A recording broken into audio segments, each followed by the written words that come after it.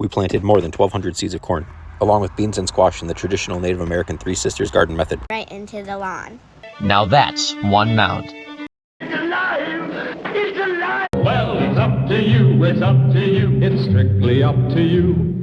I know half the country has been dealing with extreme heat for months or something, but we've been spoiled here in Wisconsin.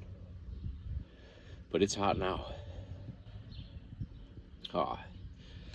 It's day 75 of the Three Sisters garden experiment. And I've decided day 75 is the new halfway point.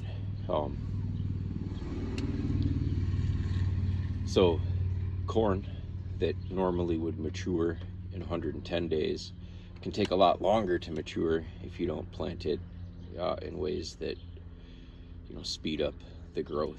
I planted these plants directly into a lawn and crowded them out with beans and squash and grass. So I bet it's going to take 150 days for their life cycle to cycle through, which makes today halfway. And to celebrate, we'll do an update. And really, it's a tale of two extremes. I'll show you here. We've got one corn plant that's more than 4 foot tall.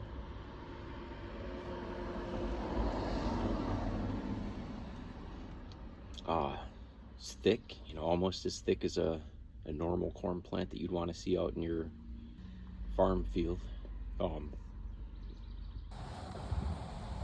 Ladies and gentlemen, the star of the show. So much thicker and healthier than all of its neighbors. The leaves look healthier, it's a darker green. The tassels, they're coming. And, okay, right there, that's a little ear corn. There will be silks there with any luck in a week or so. There are a few other plants that are bigger than their neighbors as well, but that one's a bit of an anomaly. I am definitely going to save those seeds. It's tasseling, and we'll have silk soon. And we've got another corn plant that's only maybe 14 inches tall. It's also tasseling. And I'm really rooting for that one.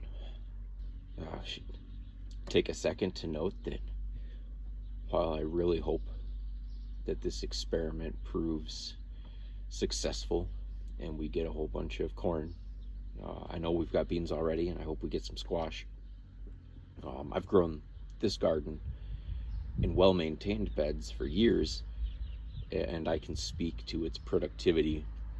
So even if this experiment fails, you should still consider growing this garden in a little plot at your house, and maybe just taking a garden hoe and scraping the weeds out from underneath it, or only planting 6 corn seeds instead of 25. The more work you put into it, the more beautiful and productive the garden is. It really is a lot of fun to grow, no matter how you cut it. I've learned a few lessons. I think 4 that I've really taken away. And we'll make an entire video dedicated to these 4, but I'll go ahead and mention them now. When I first dug the holes, sometimes I would flip that chunk of sod over to the south or the west or the east direction from the hole that I had just dug. And the chunks of sod that were flopped over to the south, well, they kept the grass from growing up that they're laying on top of. And of course, the sun spends more time in the southern part of the sky here in the northern hemisphere. So that really benefited the seed. It was like a little runway for light. So if you do this at home next year, you take your shovel, you dig it into the earth, and you just turn that chunk of dirt and sod over, turn it over to the south so that as the sun is traversing the sky, it can shoot right through that runway right onto your seed. The second lesson that I learned, and this one I think is important, the beans took advantage of the tall grass because we weren't mowing, and they grew right up that grass, and that's fine, that's great. Or the beans that were planted on the north or the south or the east side of this Three Sisters garden station, they climbed up the grass, and of course the wind generally comes from the west. So all of this tall grass in the whole garden generally lies over toward the east. And so what I wish I had done, and what I hope that you'll do, is plant your beans on the west side of the hole, because they'll climb up that grass, and when the wind blows to the east from the west, it will tip and carry that trellising bean right into your Three Sisters mound or your station, and then it'll trellis up the corn.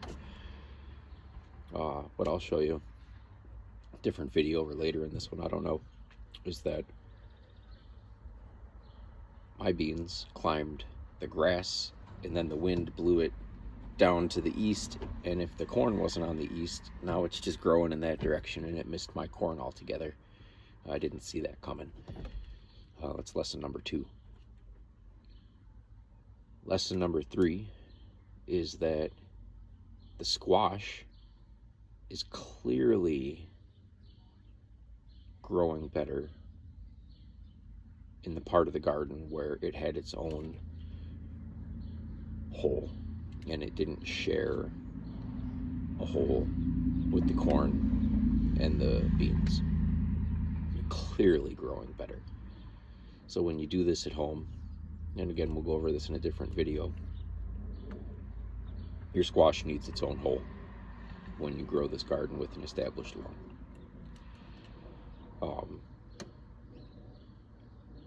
Definitely needs its own hole. And the fourth lesson I think that we'll go over today, in row 5, I had simply stuck my dandelion tool, which is basically a metal point on a stick. It's got a little fork on the end to cut dandelion roots or whatever, so they come out of the ground real easy. I had simply stuck that into the ground deep, pulled it out, dumped the seeds in. That was it. That's really similar to the way that I planted row 2. I stuck the dandelion tool into the ground, but in row 2 I swirled it around while it was in the ground a lot, kind of agitating that soil, making it loose, around and around. And I did that even after I had put seeds in the hole. So I swirled it, I put the corn in, and then I put I gotta come up with a better name than dandelion tool. I put the dandelion tool back in there and swirled it around some more, kind of pressing that, mixing it all up in there, corn seeds and dirt. So anyway, the row 2 is growing twice as well as row 5. And again, row 5, I just stuck that hole in the ground, dumped the seeds in, didn't swirl it around, didn't mix the seeds in. And it's the least performing row. So the more we agitate the soil, even in these real little holes, the corn is going to benefit. So there's your 4 lessons for today. The new halfway mark for the Three Sisters garden experiment. A squash gets its own hole. Loosen that soil in the holes that you plant, or the holes that you make for the corn. Flop your chunk of sod over to the south so the sun can hit it.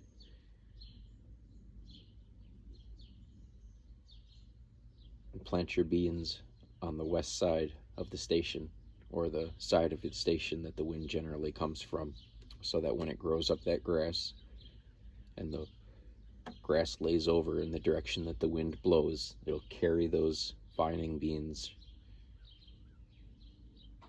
right to your corn, and then they can grow up your corn instead of across the top of your lawn.